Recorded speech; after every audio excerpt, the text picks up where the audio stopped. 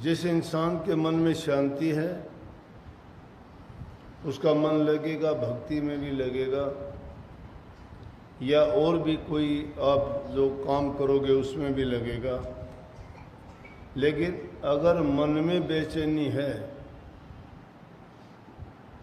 तो आप किसी भी चीज़ में अपने मन को नहीं लगा सकते। और जहाँ मन लगा के, ध्यान लगा के कोई काम नहीं किया जाता तो उसका जो लाभ हमें मिलना चाहिए वो नहीं मिलता। इसलिए मैंने कही ये अवसर कभी कभी या साल में एक बार ऐसा अवसर आता है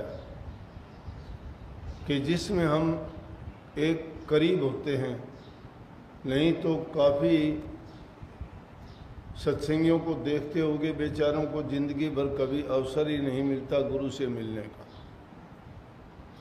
एक बार मिले, नाम मिल गया, उसके बाद ना कभी उनसे मिल पाए, ना दर्शन कर पाए, ना बात कर पाए। तो इसका ये तो मतलब नहीं है कि उनको लाभ नहीं मिलता, नहीं।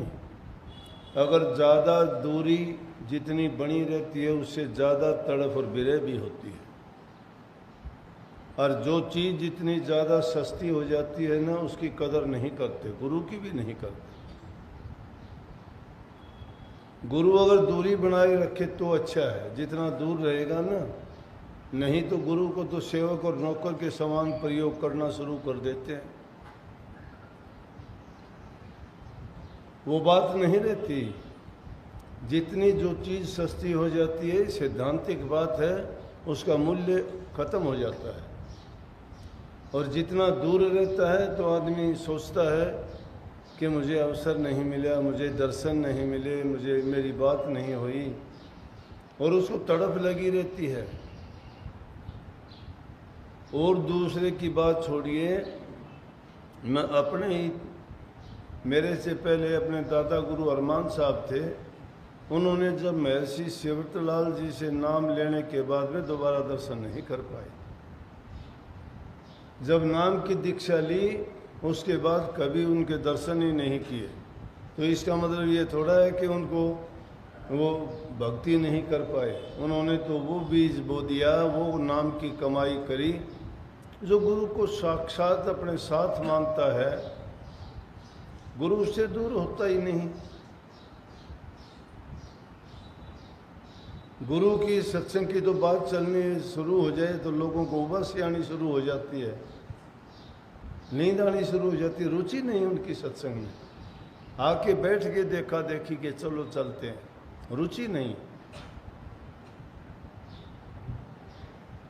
दर्शन का महत्व नहीं उन लोगों के लिए कुछ भी। दर्शन का लाभ वो उठाते हैं जो जिनके दिल में विरह है सच्ची, जो भक्ति करना चाहते हैं, जो जीवन को सफल बनाना चाहते हैं, जो इस जन्म मरण से, इस मुर्दा घाट से निकल के सदा के लिए अमर होना चाहते हैं।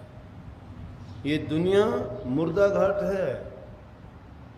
कबीर साहब की वाणी, साधो ये मुर्दों का गांव, ये मुर्दों का गांव है।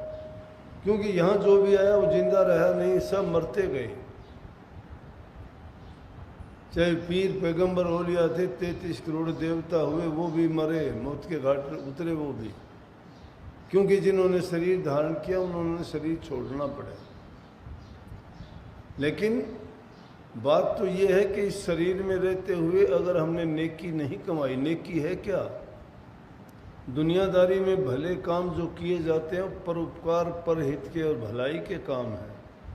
उससे हम दूसरे दुखी जीवों को शांति दे सकते हैं, सुख दे सकते हैं, उनको उनकी सहायता करके उनको कुछ ना कुछ सांत्वना दे सकते हैं। लेकिन भक्ति अलग चीज़ है, उसको हम परमार्थ कहते हैं।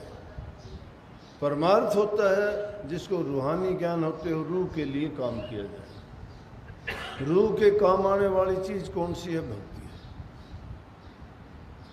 लेकिन भक्ति त्याग मांगती है,